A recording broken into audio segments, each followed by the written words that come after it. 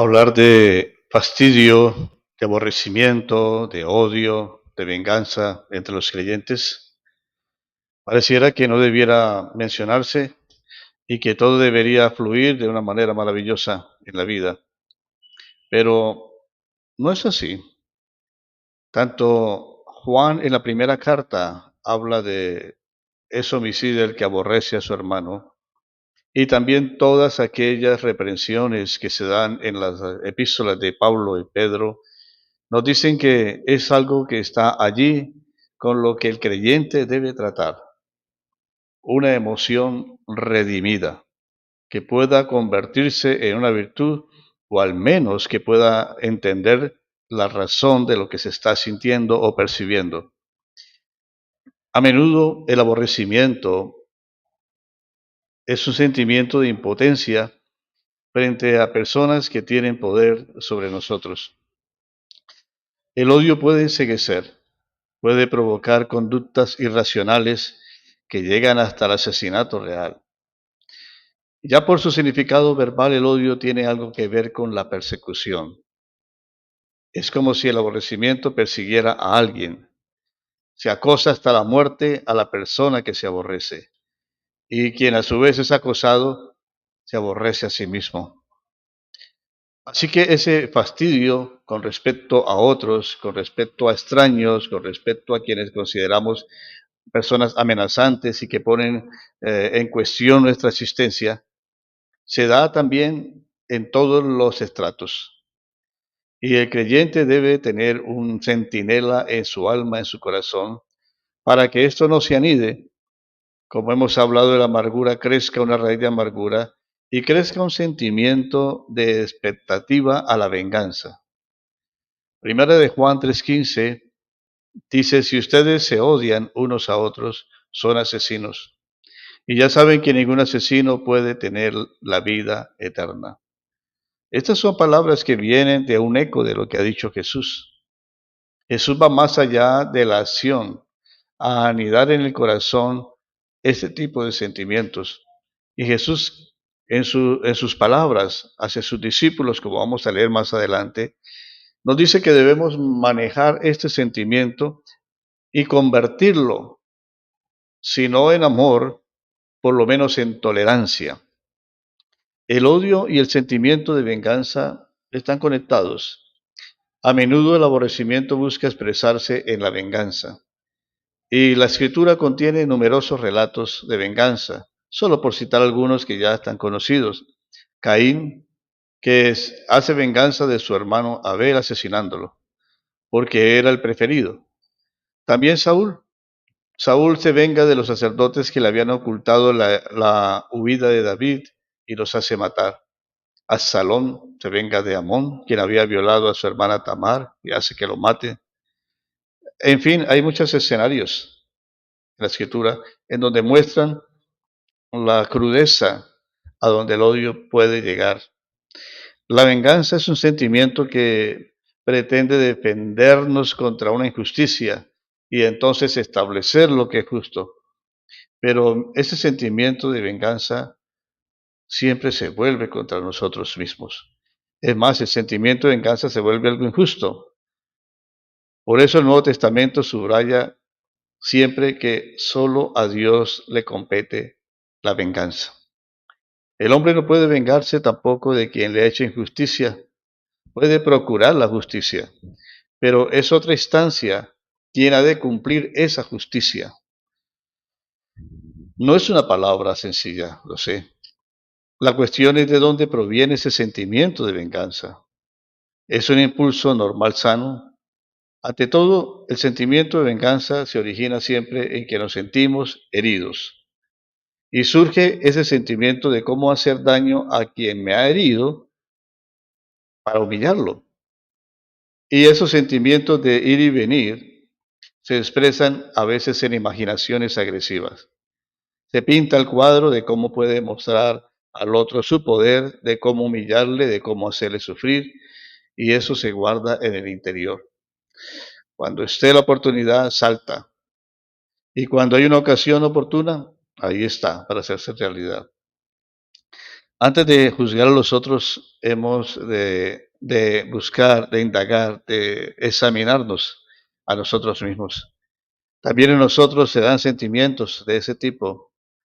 Los rechazamos a veces, pero se necesita la humildad de reconocer que en nosotros hay ese sentimiento. Hay que partir de ahí. Son pequeñas venganzas, pequeños desaires, la ironía, en fin, todas estas expresiones que suenan más bien blancas, pero en su interior hay algo allí. ¿Cómo transformar esos sentimientos? Porque ese es el propósito de la dinámica de lo que venimos hablando. Primero debo examinar esos sentimientos en mi vida para descubrir que tal vez ellos esconden una herida profunda y la tengo que mirar de frente para reconocer, sí, me siento profundamente herido por esto, por alguien, etcétera. Ese es el primer paso, reconocer que se siente herido por algo y transformar esos sentimientos en la ambición de no dejarme desviar de mis valores espirituales hacia el otro. Aunque solo sienta aborrecimiento, sin pretender vengarme de otro, creo que debemos ser francos. Sentir aborrecimiento por alguien, pero no sentido de venganza, no es tan ingenuo. Ambas cosas están conectadas y hay que cuidarnos. A veces el aborrecimiento es un fuerte escudo que mantengo ante mí para que el otro no me pueda herir. Lo aborrezco para no tener una relación con esa persona y se lo hago saber. La venganza es más bien como la flecha, ¿no? Que se lanza contra el otro. Pero si lanzo ese dardo, corro el riesgo de que el otro arroje contra mí uno más fuerte.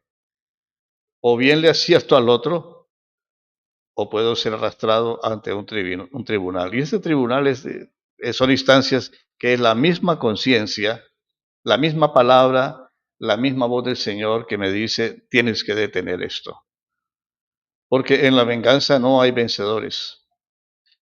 Así que debemos hacernos a cargo, tener el dominio de controlar esos impulsos. Deberíamos transformar esa fuerza que tiene encerrada ese sentimiento en una virtud. Dejar en manos de Dios, que conoce las intenciones del corazón. El odio, la venganza, el fastidio, el aborrecimiento es la otra cara o es la cara contraria al amor. Si nunca he amado a alguien, tampoco le voy a tener aborrecimiento. Es decir, primero hay una relación y luego esa relación puede convertirse en algo turbio. El odio es amor herido. Jesús nos exhorta a amar al enemigo en lugar de odiarle. Es una exigencia fuerte. Creemos que es exigir demasiado y que nunca lo vamos a conseguir, pero el asunto es que tenemos que probar que podemos intentarlo y que podemos trabajar en esos sentimientos, porque si simplemente nos dejamos dominar por ellos, pues no vamos a comprobar la gracia de Dios en nuestras vidas. En el Evangelio de Lucas, Jesús muestra tres caminos para transformar el amor. El primero, tratar bien a los que nos odian. Lucas 6:27. En el original dice, hacer bien, hacer bonito a quienes os odian. Y eso solo lo puedo lograr si veo lo bueno en el otro. Amar al enemigo significa, ante todo, mirarle con otros ojos, ver en él la persona herida que en lo hondo de su alma anhela que le hagan bien.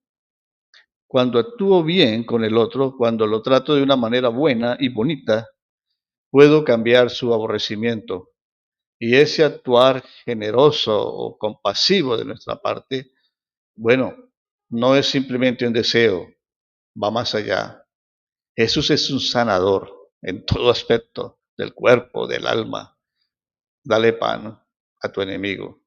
Es decir, no es solamente dejar de aborrecerle, es ir más allá, es hacerle el bien, no resignarnos a que el otro nos odie, no quedarme como víctima de ese odio, sino más bien transformarlo en algo que es una relación, intentar cambiar esa relación. En lo que esté de nuestra parte, dice la Escritura, busquemos la paz. Primera de Juan 3:16, para dejarles este pensamiento, nosotros sabemos lo que es el amor, porque Jesucristo dio su vida por nosotros, Así también nosotros debemos dar nuestra vida por nuestros hermanos en Cristo. Dar la vida por otro significa o da a entender esa negación de la venganza, esa negación del aborrecimiento, aunque duela en el alma, aunque pensemos que necesitamos justicia, necesitamos sobre todo guardar eso, tratarlo en Dios, diluirlo en el amor de Dios, porque eso nos va a traer sanidad finalmente al alma. Y hay otros temas dentro de este que abordaré en el siguiente episodio.